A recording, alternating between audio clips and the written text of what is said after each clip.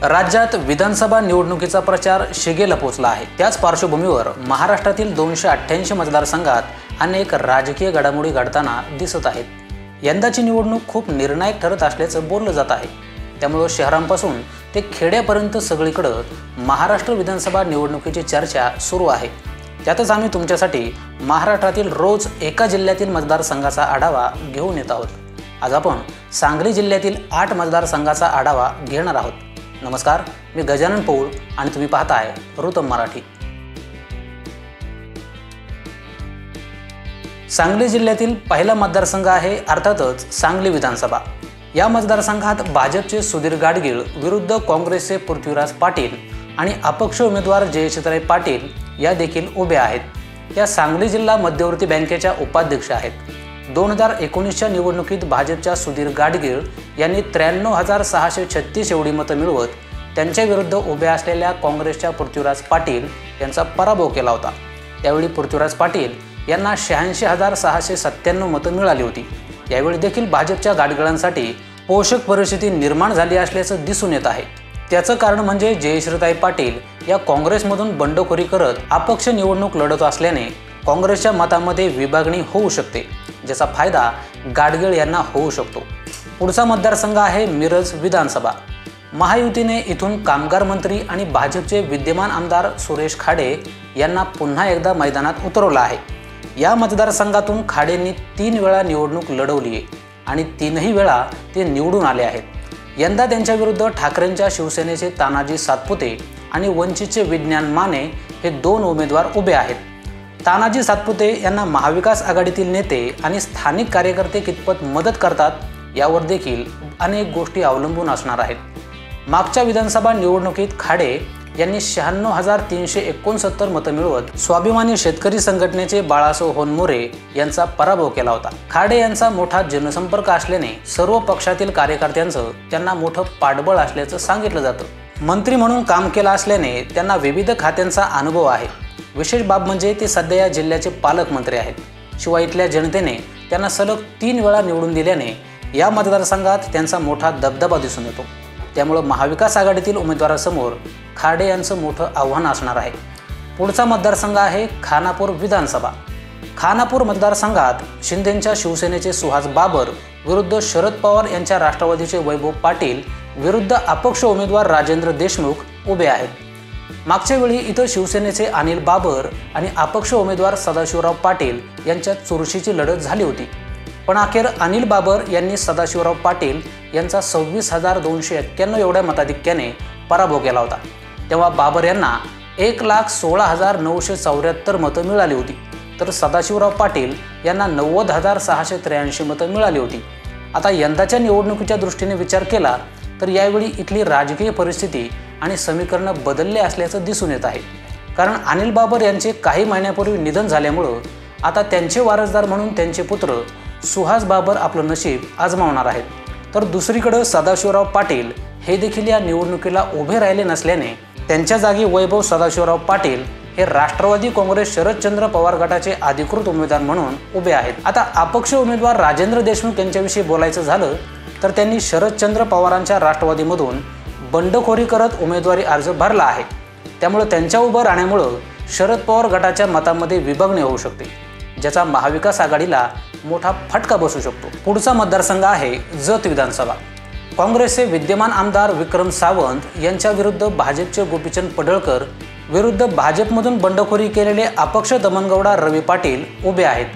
खरं तर या मतदारसंघात 15 वर्ष भाजपची सत्ता होती, मात्र 2019 साली झालेल्या विधानसभा निवडणुकीत काँग्रेसचे विक्रम सावंत यांनी भाजपचे आमदार विलासराव जगताप यांचा पराभव केला। विक्रम सावंत यांना या निवडणुकीत 87,184 मतं मिळाली होती, तर विलासराव जगताप यांना 52,510 मतं मिळाली होती।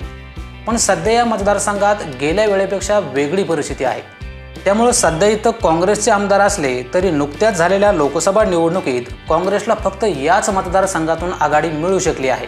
त्यामुळे त्यांच्यासाठी ही चिंतेची बाब ठरू शकते। या गोष्टी पाहता त्यांना पुन्हा निवडून येणं थोडं कठीण जाऊ शकतं।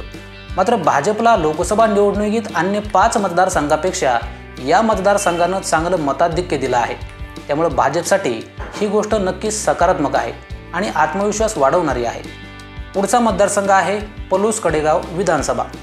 या मतदारसंघात विद्यमान आमदार डॉक्टर विश्वजित कदम विरुद्ध भाजपने जिल्हा परिषदेचे माजी अध्यक्ष संग्रामसिंह देशमुख यांना उमेदवारी दिली आहे। 2019 साली झालेल्या विधानसभा निवडणुकीत काँग्रेसचे उमेदवार विश्वजित कदम हे 1,71,497 मतं मिळवत विजयी झाले होते।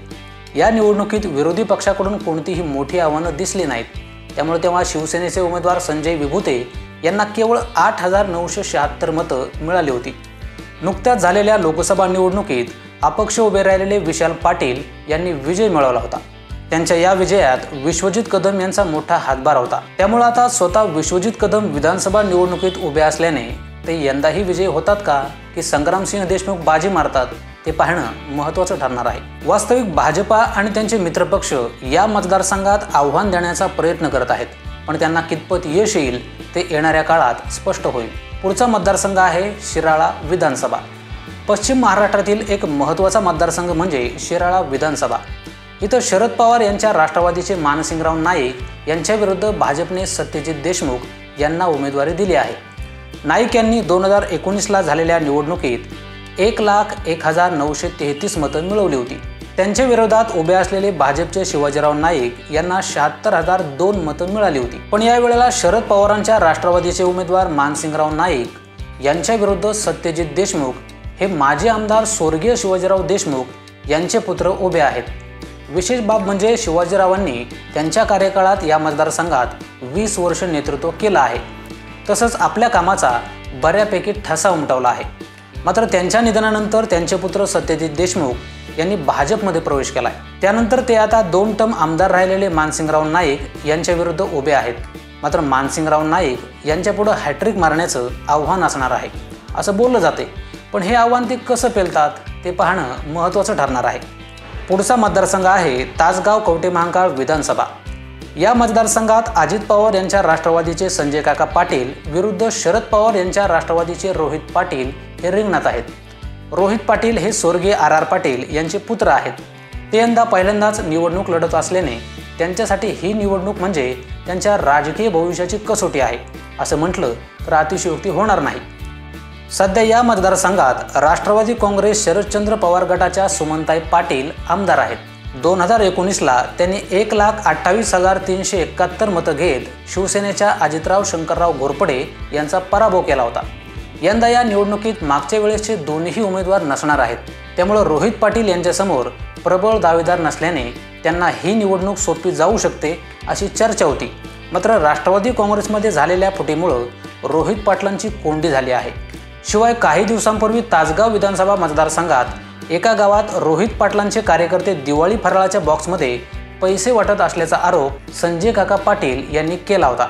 त्यावर प्रत्युत्तर देताना रोहित पाटील म्हणाले होते की माझ्या लोकांना माझ्यावर विश्वास आहे, पण आता या घटनेनंतर रोहित पाटील कशी कामगिरी करतात यावर देखील बऱ्याच गोष्टी अवलंबून असणार आहेत।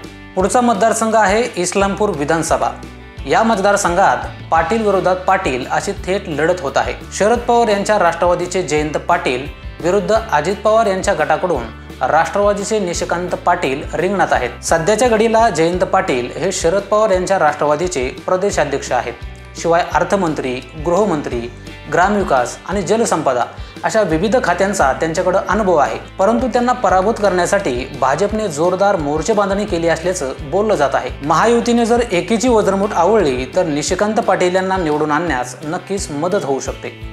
मागच्या निवडणुकीत जयंत पाटील 1,15,563 मतं घेऊन विजयी झाले होते। निशिकांत भोसले पाटील यांना या निवडणुकीमध्ये 43,394 तर शिवसेनेच्या वतीने मैदानात उतरलेल्या नायकोडींना 35,668 मतं मिळाली होती। त्यावेळी आमदार पाटील आणि विरोधी मतातील फरक 32,307 मतांचा राहिला। खरं तर विरोधकांमध्ये एकी नसेल तर जयंत पाटील यांना यंदाची निवडणूक देखील सोपी जाऊ शकते। मात्र दुसरीकडे महायुतीचा इथं ऐतिहासिक विजय होईल असा विश्वास निशिकांत पाटील यांनी व्यक्त केला आहे। मात्र त्यांना या मतदारसंघातील मतदारांचा जनाधार मिळणं देखील गरजेचं आहे, कारण या मतदारसंघात निशिकांत पाटील यांचा जनसंपर्क आणि त्यांनी केलेली कामं यावर देखील बऱ्याच गोष्टी अवलंबून असणार आहेत। एकूणच सांगली जिल्ह्यातील 8 मतदारसंघात भाजपकडून 5, शरदचंद्र पवार राष्ट्रवादीकडून 4, काँग्रेसकडून 5, शिवसेनेकडून 1, अजित पवारांच्या राष्ट्रवादीकडून 3, शिवसेना ठाकरे गटाकडून 1 तर अपक्ष 1